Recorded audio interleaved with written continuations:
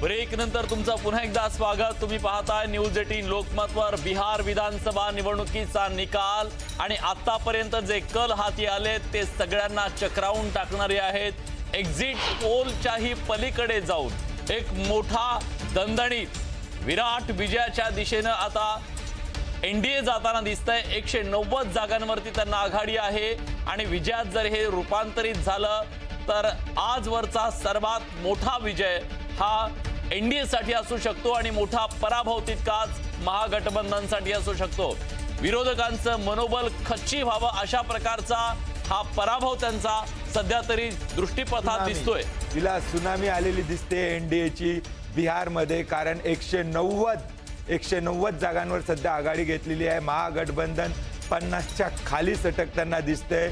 जे अपेक्षा केली होती त्यापेक्षा खूप मोठं यश बिहारमध्ये एनडीएला मिळताना दिसतंय। या यशाचे हिरो कोणामुळे मिळालं, कोणाचा फायदा कोणाचा तोटा ही चर्चा होत राहील, परंतु आता बिहारमधली ही यादवी संपलेली आहे आणि यादवांच्या हातून हे बिहार नितीश कुमार आणि मोदींच्या हाती जाताना इंटरेस्टिंगली चिराग पासवान 22 जागांवर 29 पैकी 22 जागांवरती ते जर आघाडीवर आहेत, याचा अर्थ चिराग पासवान यांना इतक्या जागा कशाला दिल्या अशा प्रकारची चर्चा होती। मागच्या निवडणुकीत ते वेगळे लढले, 5% त्यांनी मतं मिळवलेली होती, पण यावेळी त्यांना सोबत घेतलं आणि त्याचा फायदा एनडीएला सुद्धा झालेला आहे आणि त्यांना सुद्धा एनडीएचा फायदा वोट ट्रान्सफर झालेला आहे। दलित मतं एनडीएला येणं आणि एनडीएची जी मतं आहेत ती त्यांना मिळणं म्हणजे वोट ट्रान्सफर खूप मागच्या वेळेस पण ते सोबतच होते विलास, फक्त ते भाजपच्या सोबत होते, जेडीयूच्या सोबत नव्हते, एवढाच फरक आहे। आणि दोन माणसांची चर्चा चालू होती मंदार सर पहिल्यापासनं की पासवान यांना एवढा का जागा दिल्या आणि दुसरीकडे राहुल गांधी यांना का एवढ्या जागा दिल्या।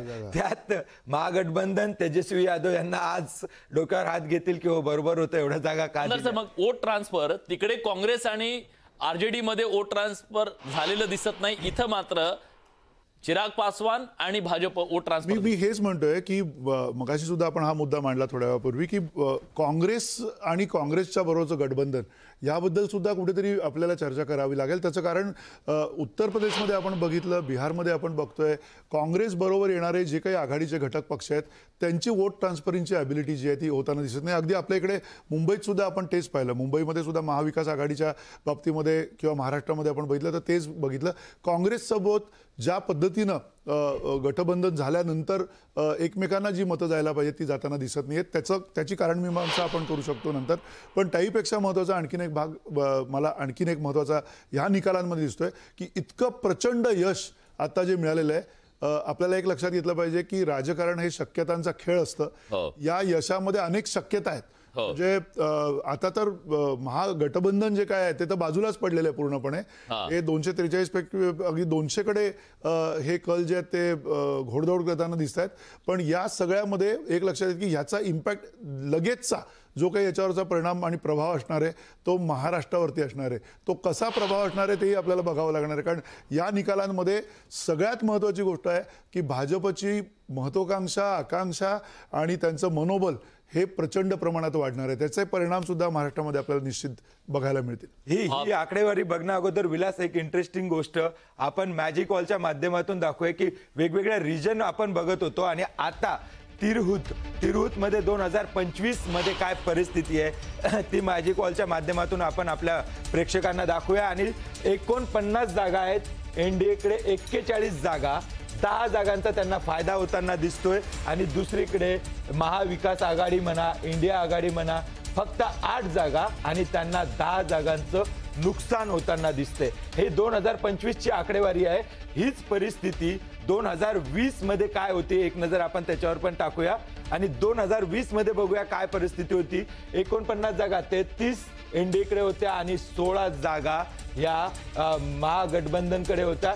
यावेळेस त्यांना तिथे आपल्याला फटका बसताना दिसतोय आणि कुठे ना कुठे प्रत्येक रिजन मध्ये हा फटका आहे। पण मंदार सर, विलास, हा जो भाग आहे याला एक प्रकारे स्विंग स्टेट म्हणून हा एवढा पट्टा जो आहे तो स्विंग स्टेट ठरतो का अशी चर्चा होती का, कारण या भागामध्ये भाजपचा वोटर आहे, ब्राह्मण संख्या आहे, भूमिहारांची संख्या चांगल्या आहे मतदारांची, पण दुसरीकडे ज्याला म्हणतो एक्स्ट्रीमली बॅकवर्ड क्लासेस त्यांचं देखील आहे, खुशवा त्यांचं देखील मतदार मोठ्या प्रमाणात आहे आणि त्यामुळे मुस्लिम आणि यादव हे समीकरण देखील इकडे आहे. कारण आपण जर बघितलं पश्चिमी चंपारण, पूर्व चंपारण आणि हा मधला भाग, हा मिक्स वोटर ज्याला म्हणतो की प्रत्येकाचा काही ना काही स्टेक होता, परंतु ज्या कुठली आघाडी, कुठली कॉम्बिनेशन, कुठली केमिस्ट्री काम करते त्यावर या स्विंग स्टेटचा निर्णय होणार होता. आणि आता असं दिसतंय की Nitish Kumar, JDU plus BJP यांचं जे गठबंधन झालं त्यांची केमिस्ट्रीने इथे काम केलं दिसतं. रविकिरणजी, पण सर याच्यामध्ये एक गोष्ट महत्त्वाची अशी आहे की मुझफ्फरपूर असेल, पश्चिमी चंपारण असेल, वैशाली असेल, सीतामढी असेल, या सगळ्या भागामध्ये आपण जसं म्हणालात तसं प्रचंड जातीवाद पेटवण्यात आला होता. म्हणजे विशेषतः इथला जो भूमिहार मतदार आहे, यादव मतदार आहे, तो कसा फुटेल, वेगळा पडेल, दलित मतदारांना वेगवेगळ्या पद्धतीनं या ठिकाणी प्रलोभनं किंवा आपण जसं म्हणूयात की जातीवादी प्रचार करण्यात आला होता. या जातीयवादी प्रचाराला प्रचंड जोशात मतदारांनी उत्तर दिलंय. 10 जागा आम्ही प्लसमध्ये. तिरहुतची तशी परिस्थिती अशी सीमांचलची आहे की तिथे मोठ्या प्रमाणावरती अल्पसंख्याक बांधवांचं मतदान आहे. त्यांनी सुद्धा मोठ्या संख्येनं पूर्णपणे NDAला कल आत्ता सगळे जर आपण बघितले 10 जागा प्लस मध्ये म्हणजे बिहारच्या मतदारांनी जातीवाद नाकारलेला आहे. विकासाला आणि मोदीजींच्या आणि मुख्यमंत्री नितीश कुमारांच्या विचाराला, या ठिकाणी विकासाच्या वाऱ्याला पसंती दिलेली असं माझं इथे फक्त थोडंसं तुमच्या जी जातीवाद नाकारला की रविकिरणजी, मी जे म्हणतोय की जातीवादाची जी केमिस्ट्री धरून गठबंधन झालं ना, की नितीश कुमार आणि BJP एकत्र आले त्यांचं समीकरण होतं, काँग्रेस आणि तिकडे यादव एकत्र आले त्यांचं समीकरण होतं. MY चाललं नाही, परंतु इकडे यांचं समीकरण चाललं. काय या अजितचं म्हणणं योग्य वाटतंय तुम्हाला की केमिस्ट्री चुकली? नाही, भाजपने खूप बारीकीनं अभ्यास करून काय केलं, तिथं बघा बिहारमध्ये रचना अशी आहे की उच्चभ्रू म्हणजे उच्चवर्णीय मतदान हे तुलनेत कमी आहे. उत्तर प्रदेश इतकं मोठं नाही आहे, ते कमी आहे. तिथं इतर मतदान खूप मोठं आहे. त्यांनी चिराग पासवानला जे महत्त्व दिलं ना, त्याचं कारणच हे होतं की त्यांच्या लक्षात आलं की अनुसूचित जातीची मतं ट्रान्सफर होणार नाहीत आपल्याकडे, म्हणून त्यांनी चिराग पासवानला महत्त्व दिलं. चिराग पासवानला महत्त्व दिल्याबरोबर त्यांना मानणारा म्हणजे रामविलास पासवान यांना मानणारा मतदार हा भाजपकडे सरकला. त्याचा फायदा भाजपला झाला. त्यांनी प्रादेशिक तर विचार केलाच केला, पण जनरल विचार खूप मोठा केला. एक्स्ट्रीमली बॅकवर्ड ज्याला आपण म्हणतो, अतिपिछडा वर्ग, त्याच्यात पण त्यांनी खूप चांगला अभ्यास केला. भाजपच्या राजकारणाचं वैशिष्ट्यच हे आहे की ज्या जात समूहाला आजपर्यंत लोकांनी दुर्लक्षित केलं होतं की तुमची अशी किती संख्या आहे, त्या जात समूहाच्या अस्मिता जागृत करण्याचं काम भाजपने केलं. त्यामुळे जातीपातीच्या राजकारणामध्ये भाजप इतरांपेक्षा पुढे दिसतो. हा फार मोठा फरक जो आहे हा काँग्रेस आणि भाजपमधला आहे की भाजपने कुणाला त्या अर्थाने अछूत मानलं नाही. राजकीय दृष्ट्या कोणीही भाजपला अछूत नाही. हा सगळ्यात मोठा त्यातला भाजपच्या विजयातला एक भाग आहे. काँग्रेसला अनेक जण अछूत आहेत, मात्र भाजपला अछूत नाही आहेत. हा पण सगळ्यात महत्त्वाचा. माझा एक वेगळा प्रश्न आहे इथे सगळ्यांसाठी का ईस्ट आणि वेस्ट चंपारण आपण जे बघतोय हा भाग मुस्लिम डॉमिनेटेड होता. इथं मुस्लिमांची संख्या मोठी आहे. तो मतदार BJPला किंवा NDAला मतदान करत नाही असं म्हटलं जात होतं.